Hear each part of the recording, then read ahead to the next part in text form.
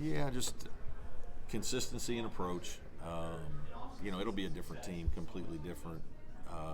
9 new players, and I'm optimistic that our depth will be a strength. I don't know when you lose a PJ Hall and a Joe Girard. Those are two high level guys. We certainly have other really good players, but those are big shoes to fill. I think we're going to have to use more than just 1 or 2 players to fill it.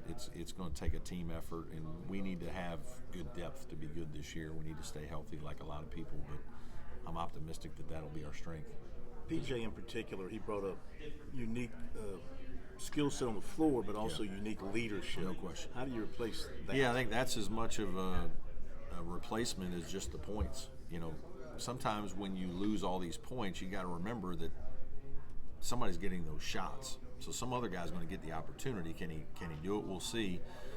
But the behind-the-scenes leadership of a Hunter Tyson, of P.J. Hall, the last couple of years is they outgoing personalities, guys that were kind of wired to handle that better. P.J. grew into the role. It wasn't, maybe he's not always as serious as a Hunter Tyson, but in a different way, the way he played and carried himself, guys understood what he was all about.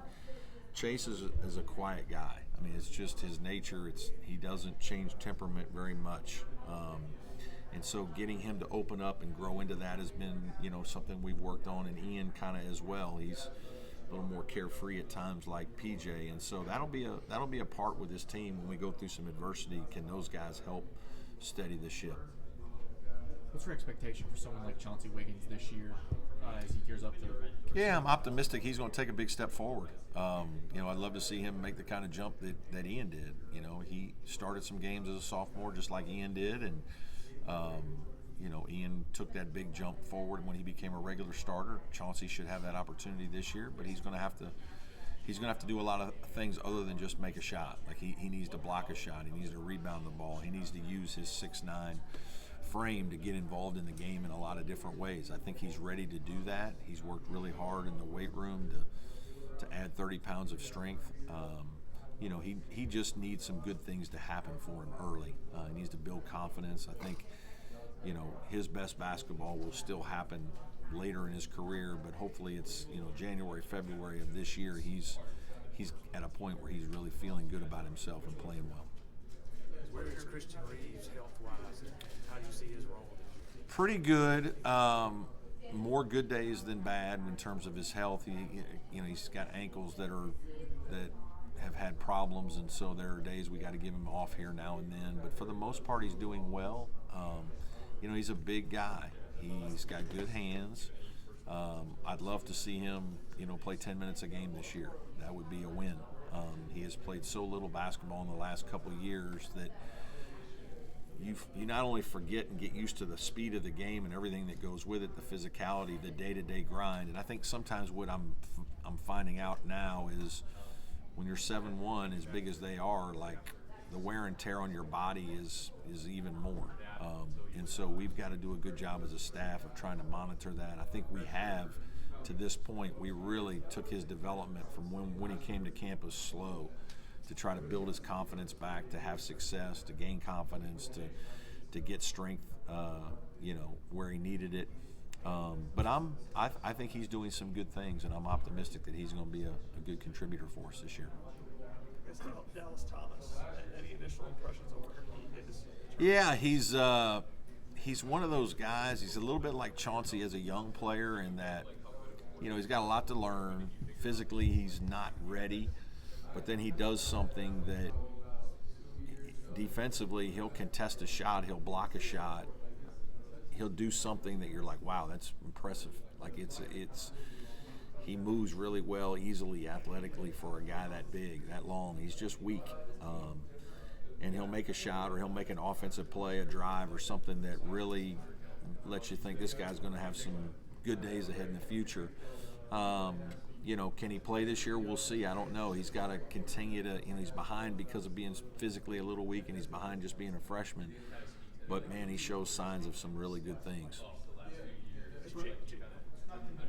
Has it gotten to the point now, I think coaches, when the portal started, coaches were a little sheepish about taking players from within the conference, and now it just seems You're part. standard operating It procedure. is. It really is now. You know, I don't know how many years ago this was. We met at the ACC head coaches meeting and had a big discussion about, is our rule of sitting out 2 years or whatever like crazy? Are we penalizing our own league because when we have a good player leave, they're not going to go in the league, they're going to go to somebody else, and then now the SEC's better or the Big 12's better or whoever gets them is better, and we need to be. Well, obviously that's all changed, right? Like we're and a lot of times it's kids you've recruited, sometimes it isn't. But yeah, it's not so much. I think more times than not, the guy who's leaving probably and the head coach are like, yeah, it's probably either time to leave or there's a reason for the leaving. So if somebody else in the league picks it up, you just kind of go with it. And in that regard, how can Zachary help? Yeah, I think he can help us with his competitiveness. I think he's different than Joe Girard. He's obviously a better defensive player. He's not going to shoot the volume of threes that Joe did. They're not wired the same way. But he's wired to win. He's a competitive guy. He plays well with others. Like, he's not a ball-dominant guard. He's just a guard that, you don't really run a bunch of plays for. You just kind of let him go out there and play with your guys and maybe run one for him every once in a while. But he's going to make plays. He's going to do tough things. He's a team guy. Is a little bit like an Ian that way. Ian's that way. They just find ways to make winning plays and do tough things that your teams need. And so he's adjusting nicely. It is different. Even though Earl and I have a lot of similarities and we do a lot of similar things, there are some differences that he's adjusting to. But I'm certainly glad he's with us. I got to think that when you recruited Godfrey a few years ago, you were maybe thinking it whenever PJ left, that Godfrey would be that big guy to slide in. So now you lose them both at the same time. Yeah, it's hard. How big a loss was it's hard. his in particular? Yeah, it's hard. It was a little bit of a surprise. I mean, disappointing because, the hard part is when you invest in a young player for 2 years and get them good. Like, help get them good, get them to where they're ready, you think, to take the next big step. If it doesn't work out that they stay, there's, it's a little bit of a gut punch. Because every time you bring in new players, there is an adjustment. Our big adjustment right now is, I think people forget, Jake Heidbritter and Asa both redshirted.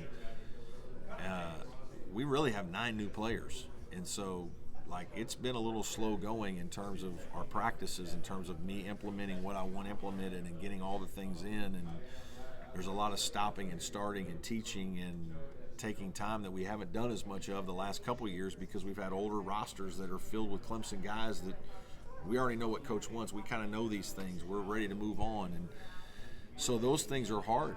When you think that like an RJ would know all this, it'd be another guy that already knows. Our front court, mostly new players except for Ian. And so the system has taken longer to implement than, we would like, but you just got to do what you got to do. Heidbritter fully healthy and ready to go. He is. Yeah, Jake's doing well. He's fully healthy. He's practicing every day. He's a guy that gives you good energy. I think he plays really hard, makes a shot, good cutter off the ball. He's excited to have him, see what he's going to do this year. What's it like to coach against Pat Kelsey's teams, and just your thoughts on him joining the ACC at Louisville? Well, I haven't coached against him too much, but I've seen his teams. He's a terrific young coach. I mean, his guys play really hard. They play fast. He's got a tremendous job at Louisville. I mean, there's no question in my mind he's going to get that thing flipped around. He's going to recruit well.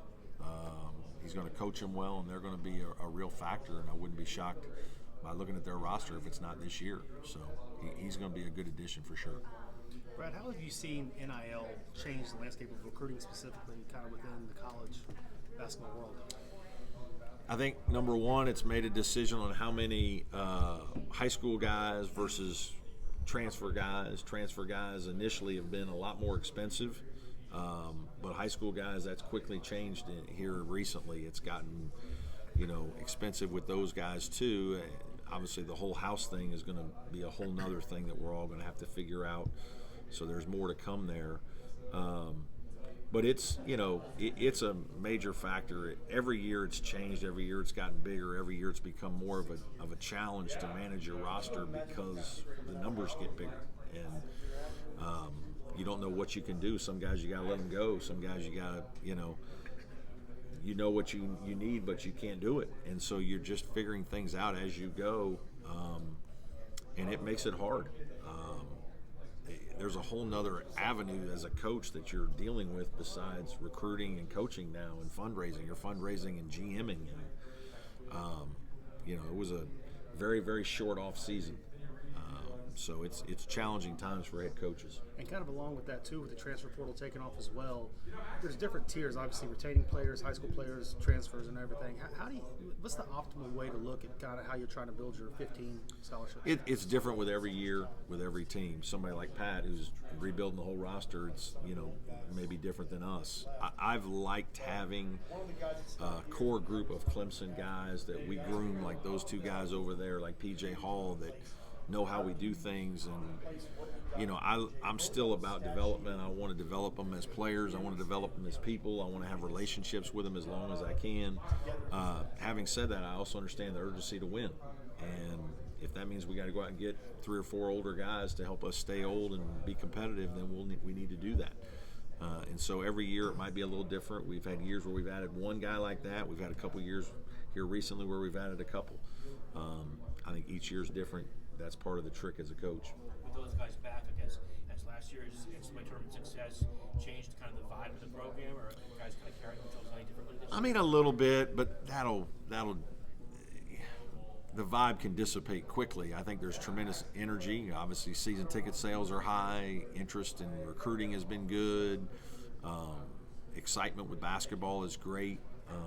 Those are all real positives. Obviously, we got to keep doing our part and continue to win at a high level to try to keep building off of it. But yeah, there certainly is an excitement level here that's really started about 2017 or 18 that we've slowly built, culminating in last year for certain.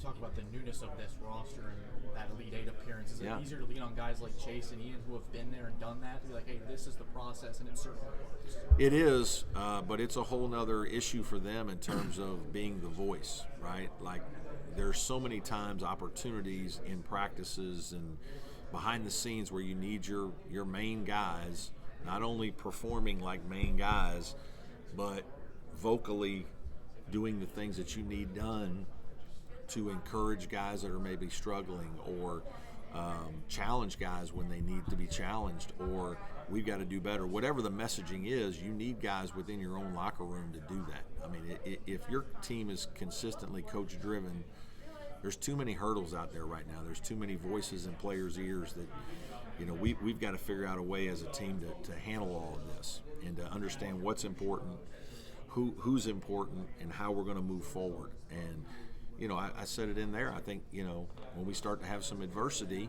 how do these guys help us handle that as coaches? If they can help us handle that, we'll be fine. And if they don't help us, we'll struggle, and it'll last longer than it needs to. Brad, how do you replace